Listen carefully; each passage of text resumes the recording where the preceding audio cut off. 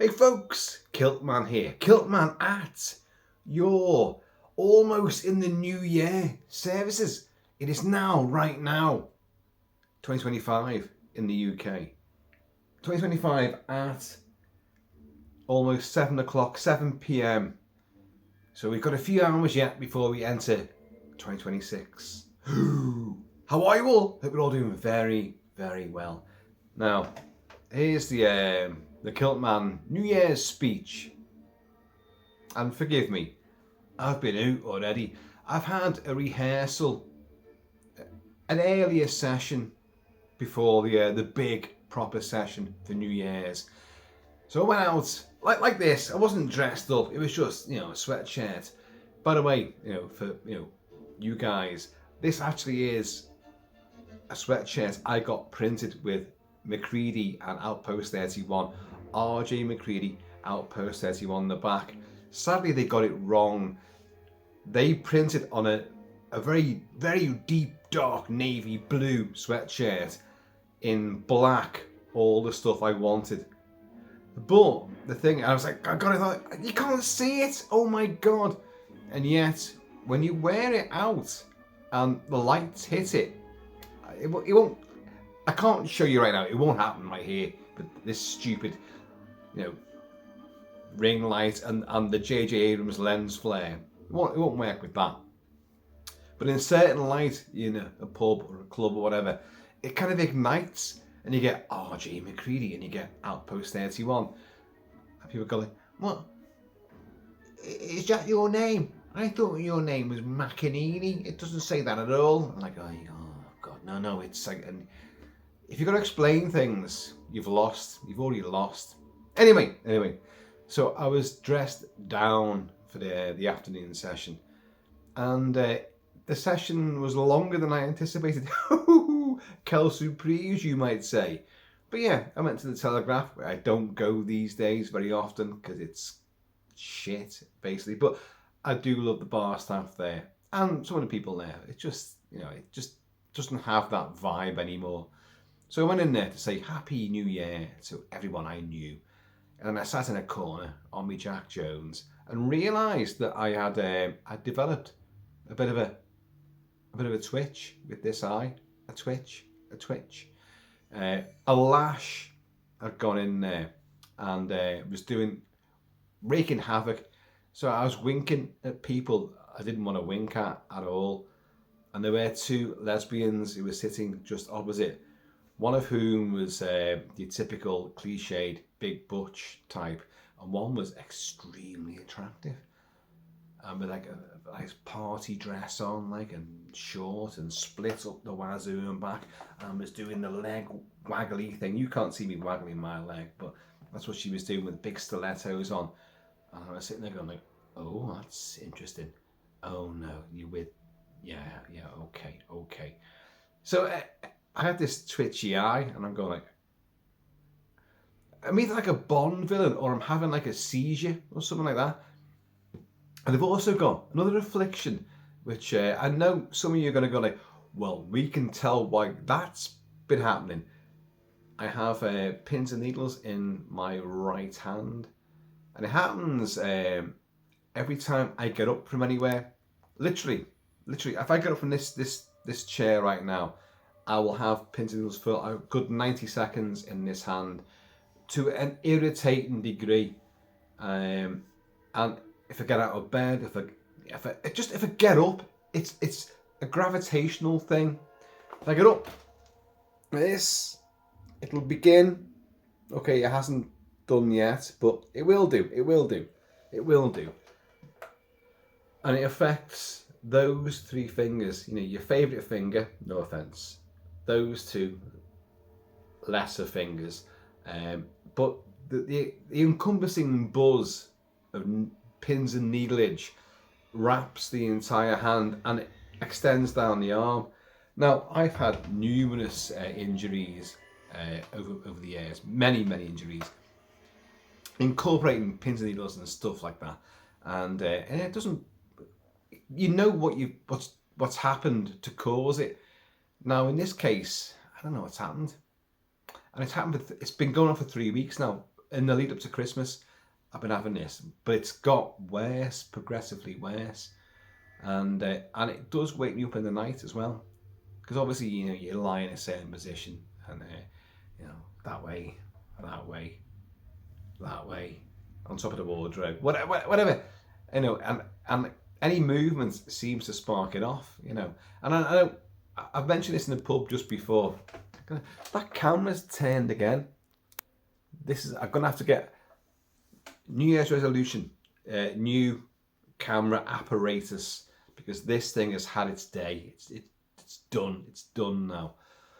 But where was I going with that? Yeah. So anyway, don't make jokes about lying on your hand to get the best, effect. That's shite. But I find a gorilla works best. So, but it's weird, and if you Googleize this sort of thing, it's the worst of all things. You've got diabetes. Oh, I've got there's circulatory issues. You've got a neuroses. You've got a blood clot. You've got this. You've got that. You've got a trapped fucking nerve. And the nerve could be anywhere. It could be in the wrist. It could be the elbow. It could be shoulder. It's gonna be the neck. I have a neck injury, which I've told you about before, and it's always sparked up issues, and I'm sure it'll continue to do so until I have my neck removed, which the way the country's going at the moment, that could happen very swiftly. Who knows? I'm still on the Hampton Water, for those of you keeping up with current events. Hampton Water. It's a rosé. It's okay. I went out before, and it was just to have a couple of drinks and then to come back, just to test the water, say hello to people that I wouldn't be seeing later on, and just have a couple of drinks, wish all the best and all that, and then come back. But I didn't just do one pub, I did 2 pubs, and of course I ended up getting gas into people because of all the days to have a wake. Poor Tom's wife had died, so in the cask there was a wake. You walked in there, as I did just before, thinking, that'll be over. I knew it was going to happen, but I didn't know his wife. I don't know Tom too well, so I'm not going to intrude upon this. So, I'll leave it till later. But of course, when in there, it was wall to wall Goodfellas. It was just black suits, white shirts, black ties. Everyone's looking gangsterish. And I was like, oh shit. But a few of my mates were at the bar, so I ended up talking to them. And we had a good time. And of course, a few more whiskies went down my neck, which were really unnecessary. But it's New Year's, so, we'll allow it on this occasion. So, and there's a big buffet table there. It did remind me of the days of old with Roxy the Wonder Dog, who would storm into these things and leap onto buffet tables. Kilt-Man, where's your control of your husky? No, that husky controlled me. I couldn't stop her if I wanted to. And everyone, and I mean every single time this happened at these wakes or any celebration where there's a buffet table, a 21st, a 60th, or whatever, a losing virginity fucking party, that dog would get involved, and everyone, they'd all be feeding her. Oh, isn't she lovely? She'd be on the buffet table, chowing down on plates, oh God, her face in the trifle, and people are like, oh, isn't she lovely? I'm like, I've got away with this. Shouldn't I be arrested for this kind of behaviour? A dog out of control? Cheers, y'all. To all the buffet tables that we've trashed before. Anyway, so went in there and it was still on. But the buffet table was still there and I could smell the food and oh God, no, oh, Jesus, oh my God, lovely stuff. But I thought, no, I'm not involved in this, so I didn't get involved. I had no dog to drag me in there anyway, so a few more drinks were had. There's a band on tonight called Collider, who I've seen several times, but Mrs. Kilt-Man has not seen at all, and she wants to. She's heard so many great things about them. Not from me, because as I found out today, everyone was asking, are you here for the band later on? I said, oh, it's Collider. Yeah, yeah. Have you seen it before? And I went, yeah, yeah. Oh, what kind of music did he play? And I was like, I can't remember. I genuinely can't remember. The Cask has a band every Friday, Saturday, Sunday night. And obviously, because of Christmas and New Year, there's been bands at different times. Now, we're on what day are we on now? Is it Wednesday? I think it's Wednesday, but it's New Year's Eve. There's a band on tonight, and it's Collider. And I always say, I think they play 80s stuff. I know on Facebook in the past, I definitely have over the last few years put pictures of me dancing around with them playing. So I know I like them a lot. And Mr. Kilt-Man wants to go, so we're gonna go. So I'm in that little sort of quasi phase now between two sessions, which, as you know, seasoned professionals will know, is never a good time, because if you break up the session and you come home with the best of, you know, intents, oh, I'll come home and we'll have our tea and then we'll go out later on. You either, you know, just conk out, or you carry on getting pissed. Because the idea should be, don't break a session. If it's going to be an afternoon session and a nighttime session, just keep it going. I've learned this, just keep it going. But of course, I've come home, and I've come home to two things. Cheers, y'all. I was hungry, so I come home, and my daughter, who's a vegetarian, she has a vegetarian curry, which is delightful. I know, because she always leaves me half of it, and she gets 2 big naan breads, and she enjoys the naan bread more than the curry itself. She just dips the naan bread in. So I come home, and there was a ton of vegetable curry there, and I've had it. But of course, Mrs. Kilt-Man said, like, oh, because Luke, our son, isn't coming out with us later on. And they want a New Year's Eve meal, so we're gonna get a takeaway from a delivery from Magic Spices, our favourite curry house on the Wirral, the Magic Spices, which I've talked about before many times. The guy that owns the place is a member of the Magic Circle, the genuine Magic Circle. This is nothing arcane and nothing like Dumbledore. This is the genuine Magic Circle of the UK, and can do all magic tricks. But back in the 80s and the 90s, he loved all that. But now he has no time for it at all. So when you go in there, when you sit there, he used to come and do tricks. You know, suddenly, your top, your bra would come off. Yes, even mine. And he'd be wearing it around his head. You know, it just magically disappear. And he could do all sorts of stuff, like loads of card tricks and stuff with darts as well. He'd hold cards in your hand, and he'd throw a dart in the ceiling, his own ceiling of his own restaurant, and your card would be there. Pure David Blaine stuff. Like, how mind blown.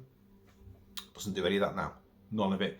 If you're lucky, you might do a couple of balloon animals, and you've got like a koala bear or something like that, an ocelot with a tarantula on its back. You know, you've got that sort of thing. So anyway, I come back, and I have my daughter's, the leftovers of a veggie curry, lovely, and they're going like, oh, we're gonna get a Magic Spices takeaway. I'm like, oh shit, are we going out again? And it's New Year's Eve. You're gonna order this. So of course, fat greedy bastard that I am, as you well know.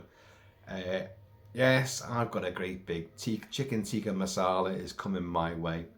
It'll be delivered to the door. Obviously we've got to lower the drawbridge. I've got to tell all the sentries, curry house delivery. Let them in. Put the muskets away. Raise arms. And so yeah, and there's the other problem, isn't it? If we're going to go out later on, and I've had a little bit of curry there, and then a big curry meal. I'll mong out. I'll be like, oh god. And I wanted to go out tonight in the that Hussar's vest, which you've seen, and I still intend to do that if it can fit into the fucking thing after all this food and the big intake. I still want to wear that. And the band will be on. The band, everyone's saying like, well, oh, you've seen them before? And I've gone, yeah, I've seen them a few times. And I have. What kind of music do they play? And I was like, shit, I cannot remember. I seem to think it's 80s stuff, which of course I love 80s. Neuromantic, Depeche Mode, Nick Kershaw, Spandau Ballet, Duran Duran, Blancmange, you know, fucking big country, fucking everything from the 80s. I love. And I'm sure that's what they do. But I'm now thinking, do they just, because I'm always pissed when they're playing, and I'm fucking dancing around and fucking, hey, whatever. And, oh, it's Kilt-Man, keep out of his way. He can't control his fucking limbs, you know. I am a bit of a wailing dervish on the dance floor. And it's dad dancing to an Olympic standard, you know. And so, but I can't remember. I think it's 80s. I hope it's 80s. So I've told a load in there before during this wake. The wake filled the place, but there's plenty of other people in there as well. And like they're not going, oh, is the band any good? And I'm like, well, I'm going back home, but I'm coming back with the missus. And they're not going, he's bringing Mrs. Kilt-Man with him. Oh my God, this must be special. Because she wants to see them. But it's Halloween. It's Halloween. No, it isn't. It's New Year's Eve. And we're going to kiss 2025 off. And we're going to embrace 2026. Well, folks, 2025, look. Wars. Migrant invasions. Absolute lying, deceitful politicians. Well, Kel Surprise. That's been every fucking year for a long time. Nothing new to see here. But it's getting far worse. I'm not going to go heavy on this. I'm not, because you guys all know what's going on. You can all see it, and it's a nightmare. Will it get better in 2026? Well, let's hope so. Let's hope that common sense in Western governments prevails. The mass population of the sovereign nations are all up in arms, but you know they're not getting listened to. Hopefully they will get listened to, and hopefully things will change. So I don't want to bring things down at all. Let's have some Hampton Water. A shit name, isn't it? Hampton Water. In case you're wondering, I'm playing Richard Band's score for the Deep Ones. Richard Band scored, several H.P. Lovecraft inspired movies, like Reanimator, From Beyond, other stuff as well. I've forgot them all now. But the Deep Ones is a film from like 2022, and I haven't seen it. I'll be honest, I haven't seen it, and I haven't seen it because it got fucking nasty reviews that it was shit, basically shit. But I love Richard Band as a composer. And as I say, I've discussed his scores many times. But my God, I'd like to hear a couple of tracks. I'm going to turn this up now. Which are real departures for him. And they're just great. Listen to it, because it's obviously set in Cuba or the Caribbean or somewhere in that ilk. And you get this.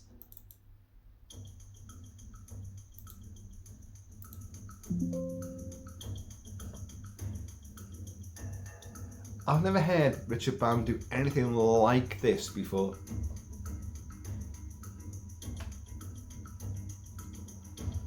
Sort of like synthesized castanets, but you've got glissandi, you've got percussion, you've got bass drums, you've got steel drums. And you've got this hugely tribal. I'm loving it. First time I got this score, I was like, oh my God, this is so different.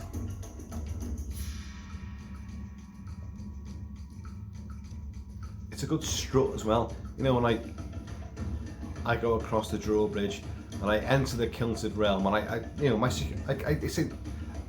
security team, they know I don't need them.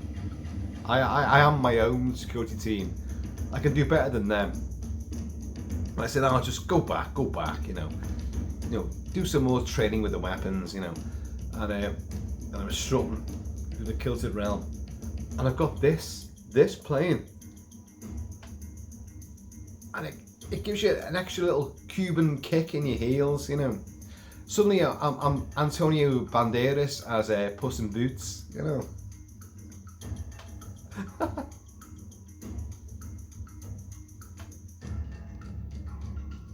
It's a good score now. It's vastly different from what he normally does, but Richard Band is a great composer with a huge sort of musical vocabulary. He can move into different stratospheres, different sort of realms of musicality. But how gorgeous is this? A great Cthulhu whoosh on the cymbals. Whoosh. And you can see like a tentacled band playing. It's just one guy, one cephalopod with multiple tentacles playing every instrument going.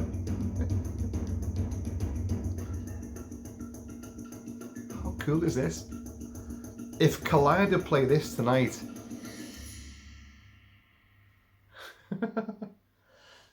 but he does this as well. I'm gonna swig of this. See, you got that, obviously the proper musical scoreness, the atmospherics.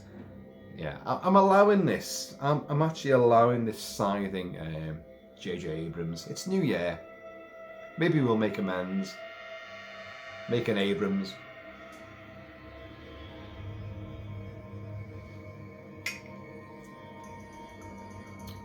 This track, Hypnotized Again / Leaving Party / Little Girl, reincorporates to a degree our Cuban boogie,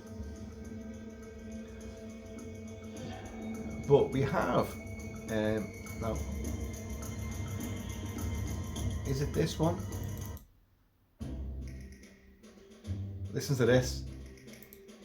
Yes, it's Ravel's Bolero, or Bolero, which Torval and Dean, Jane Torval and Christopher Dean, ex-Rosa Christopher Dean, in 1984 for UK, for Great Britain, won the Oscar ice skating to this.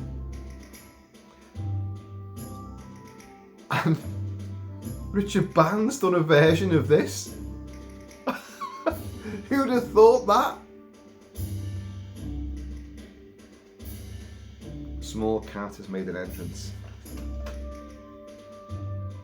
I know you guys barely ever see her.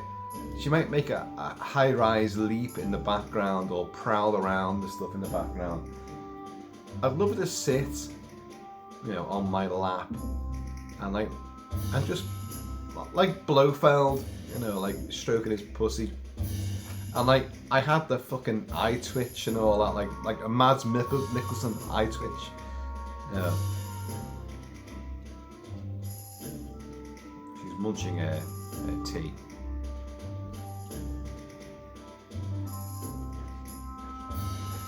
I've heard the film for this is crap, and yet I love the score. So it's one of those where you kind of like, oh, I want to see it just to, is it any good? And then you go, oh yeah, it's shit, you know. But Richard Band does endorse and enhance any film he's involved with. This is called Party B. It's another, like, there's a lot of clearly, you know, dancey, party sequences where there's there's some toing and froing on the dance floor with tentacles and you know octopoid eyes and all that. Like I don't know. I've heard it's very sexy. which, you know, it can be great, but also can be really not a good idea. You try to tell a horror story, you know, get to the point.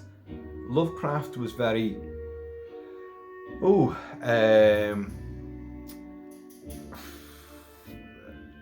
tentacles again, very phallic in that nature, but his writing wasn't like that. You know, you could interpret it as being very sexual about, you know, the old ones, the deep ones, the fucking things from beyond the cosmos, the things from the blackness beyond, the beyond, the beyond, and in between, and all that. Like, they come back to, you know, wreak havoc on the living, but they infest and change everybody. You can interpret that in a very sexual way, and many people have done so. I mean, look at The Thing, John Carpenter's The Thing, and I've done this myself. There's something very sexual about The Thing's modus operandi. The Thing is female. The Thing is very Lovecraftian, tentacles and transformations and changing people, and, you know, making its own life cycle and enforcing it upon other people, and an older law, an older ritual taking place which mankind can't deal with. But The Thing it's hugely sexual, you know, which only makes it more uncomfortable to watch. The whole vagina dentata, where, like, Richard Dysart, you know, Dr. Copper, like, yeah, but he puts the defibrillator, you know, into Charlie Hallahan Norris's chest cavity, which goes whoosh and becomes a huge fanged vagina, and then emasculates him. The film, The Thing, John Carpenter's The Thing, emasculates all the males in it. It's a very feminist movie in that respect. Look, I'm not going like, oh my god, Kilt-Man. Well, I've said all this before many times. It's a facet of the film which you can enjoy. You can watch it and interpret it, the film, in different ways each time you watch it, and I urge you to do so. The film works continually if you go into it as fresh as you can. We all know we can quote the film entirely. I know, but it's a film where you do see things differently, with a different mindset, and you do spot things which you didn't see before. And when you go with a different outlook, the things that you spot suddenly have a different connotation. Carpenter didn't do this on purpose. It's just one of those things that worked so every generation can absorb and assimilate this movie in their own ways. It's not clear cut at all. Bill Lancaster's screenplay, the original, I was going to say his name, not Christian Nyby. Who wrote the original book? Oh my god, I've forgotten now. John W. Campbell wrote the original novella, and that could be interpreted in many different ways, but it's a bit more dedication to do that, because it's very cleanly written and delineated as to what's happening and who to, sort of thing. The paranoia is still there, but Happy New Year. And Kilty turned it into his favourite movie. But Kilty, isn't your favourite movie Jaws? Yes. Isn't your favourite movie Escape from New York? Yes. Isn't it Rambo? Yes. Isn't it Predator? Yes. I've got 1,000,001 favourite movies, and that's never going to change. Do you, all of us die-hard fans, movie aficionados, do you think you're going to encounter another favourite movie throughout the rest of your life? Do you? We all love, well, several I just mentioned there. We've all got our own favourites from, you know, maybe the 60s, the 70s, the 80s. The 80s primarily for many of us. And maybe some from the 90s, and you might love, you know, Lord of the Rings and King Kong, Peter Jackson's version. You might love these things, and some of the Marvel movies. You might love them. But really, I'm 56 now. I mean, am I gonna look into 2026 and think that maybe 26, May 27, 28, there's going to be another film that's going to come along which is going to blow me away to the point where that's going to be in my top 10 movies, my top 5 movies. I don't think so. And that's not being sort of like, you know, a gatekeeper. That's not at all. I think people of a certain age now, a lot of you guys watching this, are at a point now where we've grown up with certain movies and certain genres, and we've found our favourites amongst those. Everything else that comes along which piques your interest is just a version of that, and invariably a lesser version than that. And I think that's inevitable. I think that's just inevitable. If you were an artist, if you loved art, and like, actually, that's probably the wrong thing to choose. The classical, artists and all that, like your Renoirs, your other people, can't think of anyone now. Your Rembrandts, and all that kind of stuff. Like, what do you see now that it can't supersede any of the classics, the things that you've grown up with and known? These are the genuine masterpieces. What is a new masterpiece now? And I'm sure there are. And I think art lovers, art buffs will go like, well, yes, it evolves all the time. And movies evolve all the time. But do they? The effects change. You get a new generation of A-list actors and trendy people. But where is your Humphrey Bogart? Where's your Spencer Tracy? Where's your Kenneth Tobey? Where's your Colin Clive? Where's your Boris Karloff, your Bela Lugosi? Where are these people now? Where are they? Well, you might have people that are more diverse. Oh my God, Oscar Isaac can play Frankenstein, and he can play a faded magician in New York, and he can do this, he can do that, he can do, and that's great. But now that it's such a huge hodgepodge of movies that come out, do any of them really come out to you and stand out and punch you in the face and go, this is amazing? I love The Substance, but it was derivative of Cronenberg. Massively derivative of Cronenberg. But I still loved it. But in 10 years' time, if I'm still going, am I going to look back on that and then go, wow? No, I'm not. Barely, 2 years later? Not even 2 years. I'm like, yeah, it was great, but I'm not going to watch it again. And that's how it happens. American MILF, I'm going to watch it forevermore. It's as simple as that. Even Pumpkinhead, I put him there because that was to remind me that as a resolution, I need to get more masks. I did start this channel, kind of started with getting masks and reviewing masks, but they've gone so expensive. I just haven't done it for a long time.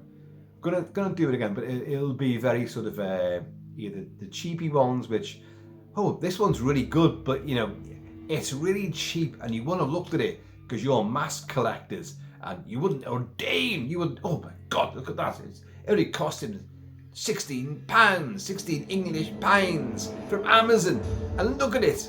But if it's good, I'll buy it. Your Trick or Treats, and all your other, your boutique major mask manufacturers. Yeah, they're great, but I can't be affording that anymore. I simply can't.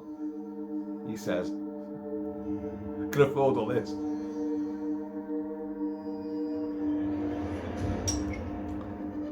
But it is what it is.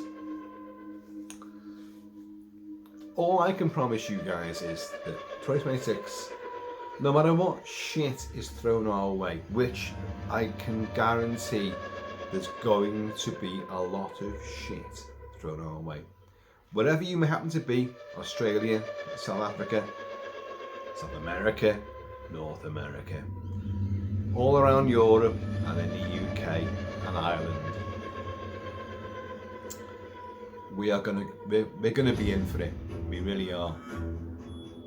I can't see things changing for the better anytime soon, but things will have to change, and I hope they do. But in the meantime, all I can promise you is that I'll still be here for as long as I can be, and discussing movies, the things we love, music, and just having fun. I'll promise you that. That's the one resolution I can keep to. There'll be plenty more on the Kilt-Man channel, which will distract from the shit of the real world. And we need to be distracted from it, isn't it? It's horrible. You know, primitive man, and you know, Anglo-Saxons and the Britons and the Vikings, Native Americans, the Maoris, they live in the moment. They lived, you know, survival was the thing. So, you know, everything around them was important at the time, you know, and no distractions were necessary. In the modern world, with civilization, we now need distractions to get away from the shit that's happening around us on the streets, in our suburbia, in our metropolitan, you know, conglomerate fucking nightmare shitholes, which they've all turned out to be. We need these things.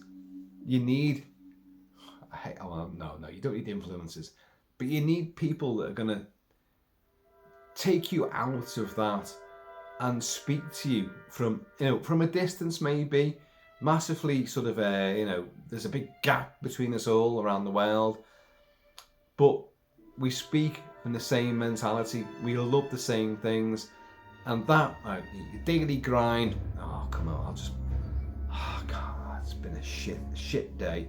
Well, for half an hour, or in my case, maybe 2 hours. Get a bevy, and you sit back, and we talk. I know you're not saying a lot to me. I'm listening. I can't hear you, but we are having a discussion. I've always done it this way. So, you know, there's no editing. There's no fucking shit like that. There's no slick bits of editing and like animatics going in there and CG and AI and like cut of a movie, which I wish I could do, but I'd be the one that get cancelled for that, get blocked. Oh, copyright. It'd be me that gets it. So I just sit here and I waffle on. But in that waffle, you know, it's like we're talking together, and I'll always cling to that. That's my ideology, and you can't kill an ideology,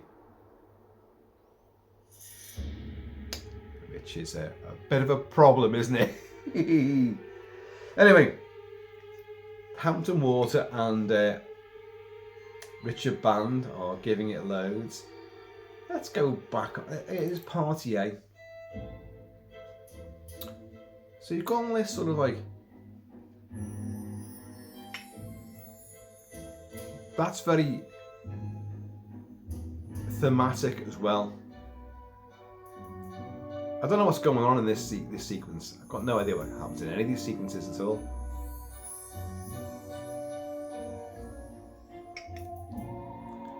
Oh, you hear that? Oh, the theremin.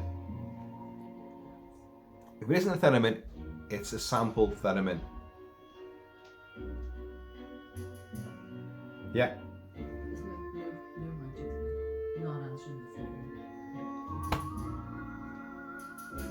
You know what I said before about magic spices and our big tea? It's not happening. Just been told. They're not answering the phone. That's it. They're either closed or they're completely busy. So that's it. Well, it's that kind of lucky that I had my vegetarian curry just before. Although now I'm really angry. I'm hungry. I wanted me chicken tikka masala. Shit. Happy fucking New Year. Anyway, let's get back onto my favourite track from this.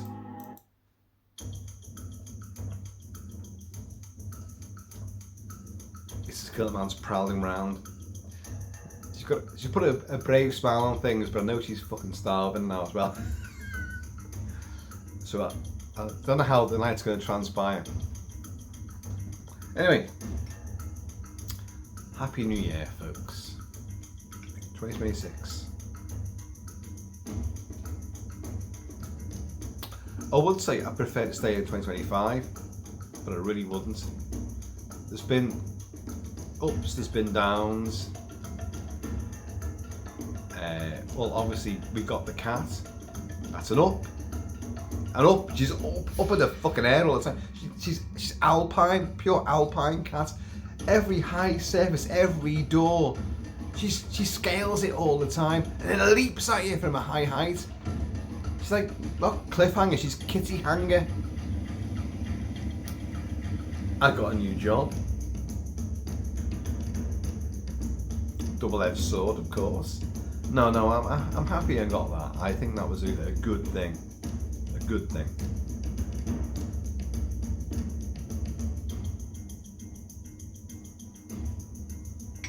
Health, deplorable. So, you know, I would, the way I feel, old, decrepit, unfit,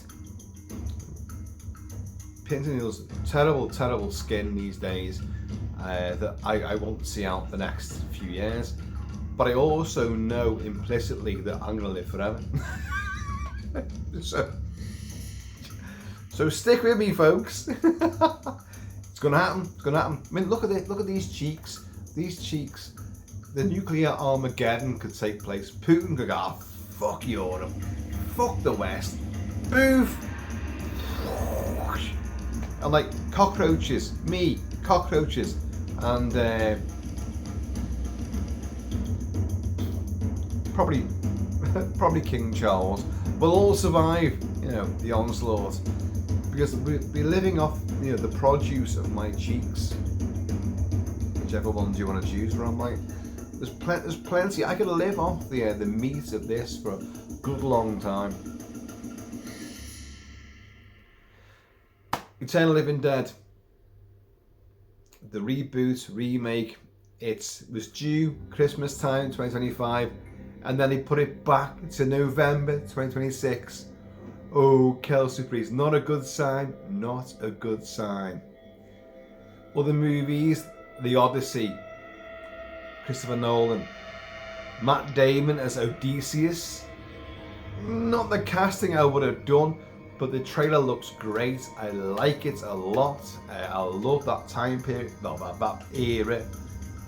And Homer's The Odyssey, I love it, you know, and I'm on board for that. What else we got next year? I can't fucking remember. Gremlins, the new one's going to be the year after, and Batman's the year fucking after as well. Oh god. So, you know, all the things we're looking forward to, they're even like further on. Happy New Year, folks. Please keep it Kilted, keep it Celtic, and I'm going to see you all.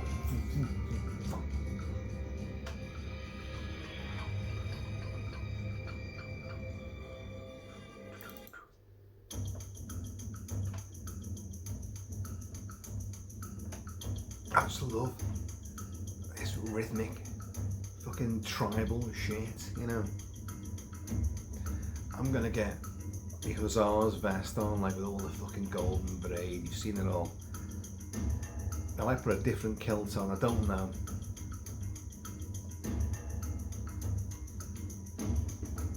It's freezing out, it's fucking freezing outside.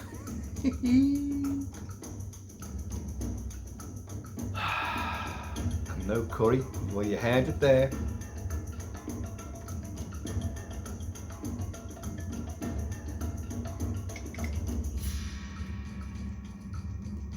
Oh, we're now talking almost 7:45 on New Year's Eve 2025.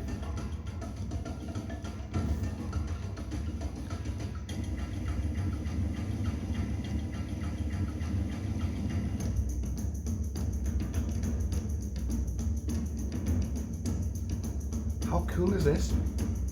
Richard Band, fucking. The minute I got this score and we went through it and I got to this, I was like, wow! This is an endless repeat for me, this.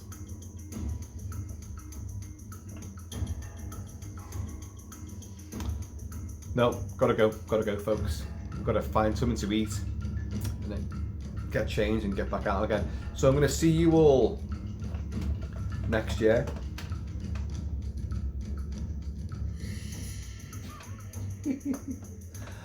Later.